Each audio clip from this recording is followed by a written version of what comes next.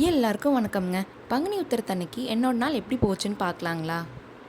காலையில் நேரமே எந்திரிச்சு குளிச்சுட்டு ஊருக்குள்ளே போகிறதுக்கு கிளம்பியாச்சுங்க. ஊருக்குள்ளே இருக்கிற கோயிலில் காவடி வச்சு கும்பிட்டுட்டு முருகனுக்கு மாலை போட்டிருக்க பக்தர்கள்லாம் பாத யாத்திரைக்கு கிளம்புவாங்கங்க. பங்குனி மாதம் ஃபுல்லாகவே எங்கள் ஊரில் யாருமே நான்வெஜ் சாப்பிடாம முருகனுக்காக விரதம் இருப்போங்க.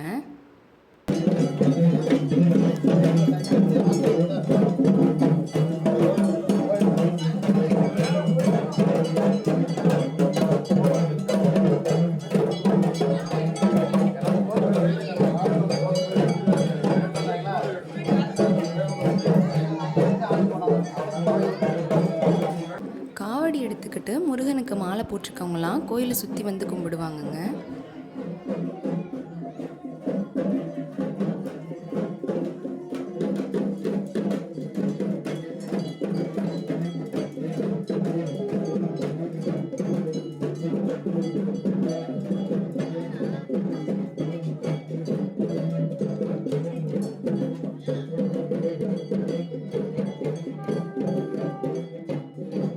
ஊரில் இருக்கிற எல்லாருமே கோயிலுக்கு கிளம்பி வந்து ஒன்றா சாமி கும்பிட்டுட்டு பாத யாத்திரைக்கு போகிறவங்கள வழி அனுப்பி வச்சுட்டு அவரவர் வீட்டுக்கு போயிடுவாங்கங்க. நாங்களும் வீட்டுக்கு கிளம்பி வந்துட்டு வீட்டில் சாமி கும்பிட்டுட்டு அப்படியே மதியம் திருப்பி கோயிலுக்கு கிளம்பி போயாச்சுங்க.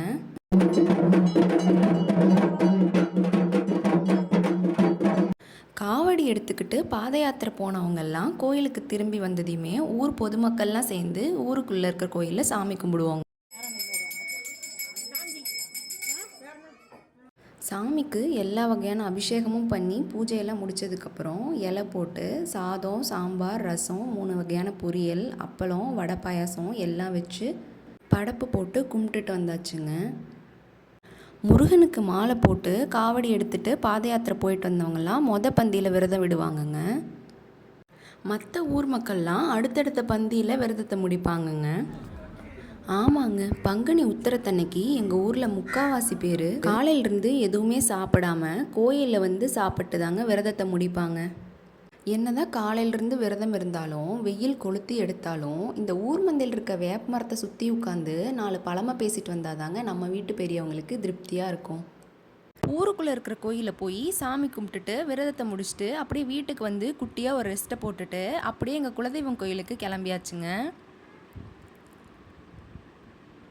எங்கள் குலதெய்வம் கோயில் எங்கே இருக்குதுன்னு பார்த்தீங்கன்னா கரூர் மாவட்டத்தில் இருக்கிற ஆத்தூர் ஸ்ரீ மகாசோலியம்மன் திருக்கோயில் தாங்க எங்களோட குலதெய்வம் கோயில்.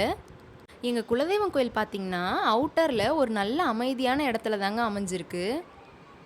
கோயிலுக்குள்ளே போனதையுமே விநாயகரை கும்பிட்டாச்சுங்க. எங்கள் கோயிலுக்கு கும்பாபிஷேகம் ஆகி 1 வருஷம்தாங்க ஆகுது. அதனால கோயிலில் இருக்க பெயிண்டிங்ஸு, சிற்பங்கள் எல்லாமே புதுசாக சூப்பராக இருக்குங்க. இந்த கோயில் கதவுகளை பார்த்தீங்கனாலே தெரியுங்க எவ்வளோ பிரம்மாண்டமாக இருக்குன்னு. என்னதான் கோயில் நிர்வாகம் நிறையா பிளான்லாம் பண்ணி நல்லபடியாக கோயில்களை கட்டமைச்சிருந்தாலும் கோயில்களை நல்லபடியாக சுத்தமாக பராமரிக்க வேண்டியது நம்மளை மாதிரி பக்தர்கள் கைகளில் தாங்க இருக்குது. கோயிலுக்குள்ளே போய் அர்ச்சனைக்கு பேர்லாம் கொடுத்தாச்சுங்க. சோழியம்மன் பார்த்திங்கன்னா ரொம்பவே சக்தி வாய்ந்த ஒரு பெண் தெய்வங்க. பயபக்தியோடு நம்ம மனசில் இருக்கிறத வேண்டிக்கிட்டோம்னா கண்டிப்பாக நல்ல வழி காமிப்பாங்கங்க. இந்த வருஷம் என்ன சிறப்புனா பங்குனி உத்திரத்தன்னைக்கு தாங்க பௌர்ணமியும் வந்திருந்துச்சு.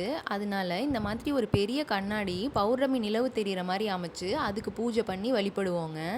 எங்கள் கோயிலோட ஆண் தெய்வம் என்னன்னு பார்த்தீங்கன்னா முத்துசாமிங்க. நல்ல தைரியத்தையும் வீரத்தையும் கொடுக்கக்கூடிய சாமின்னு சொல்லுவாங்கங்க. பௌர்ணமி அன்னைக்கு நைட்டு எங்கள் குலதெய்வம் கோயிலில் பௌர்ணமி பூஜையெல்லாம் பண்ணதுக்கப்புறம் அன்னதானம் போடுவாங்கங்க. நாங்கள் இன்னொரு கோயிலுக்கு போக வேண்டி இருந்ததால் அன்னைக்கு அன்னதானம் வரைக்கும் இருக்க முடியலைங்க. அடுத்து பார்த்திங்கன்னா கரூர் மாவட்டத்திலே இருக்க ரொம்பவே ஃபேமஸான ஒரு முருகன் கோயிலுக்கு தாங்க போயிருந்தோம். அது என்ன கரூர்லேயே ஃபேமஸான ஒரு முருகர் கோயிலுக்கு தாங்க வந்திருக்கோம். பார்க்கிங்கை பார்த்தாலே தெரிஞ்சிருக்குங்க உங்களுக்கு எந்த அளவுக்கு கூட்டம் இருக்குன்னு. பங்குனி உத்திரத்தன்னைக்கு ரொம்பவே விசேஷமான மொட்டையாண்டவர் திருக்கோயிலுக்கு தாங்க போயிருந்தோம். இந்த கோயிலோட தனி சிறப்பே என்னன்னு பார்த்தீங்கன்னா மற்ற கோயில்கள் மாதிரி கோபுரங்கள், தூண்கள், பெரிய பெரிய கட்டிடங்கள்னு எதுவுமே இருக்காதுங்க. இந்த மொட்டையாண்டவர் கரட்டில் முருகன் வள்ளி தெய்வானையோட இந்த பாறையில் செதுக்கப்பட்டிருக்காருங்க. இந்த முருகர் பார்த்திங்கன்னா ரொம்பவே சக்தி வாய்ந்த முருகனுங்க. சிலர் தங்களோட வேண்டுதலுக்காக சேவல், ஆடு எல்லாத்தையும் வாங்கிட்டு வந்து இங்கே இருக்க பந்தக்காலெல்லாம் கட்டிட்டு தன்னோட நேர்த்தி கடனை நிறைவேற்றிட்டு போவாங்கங்க. இங்கே ஒரு விநாயகர் சன்னதியும் இருக்குதுங்க.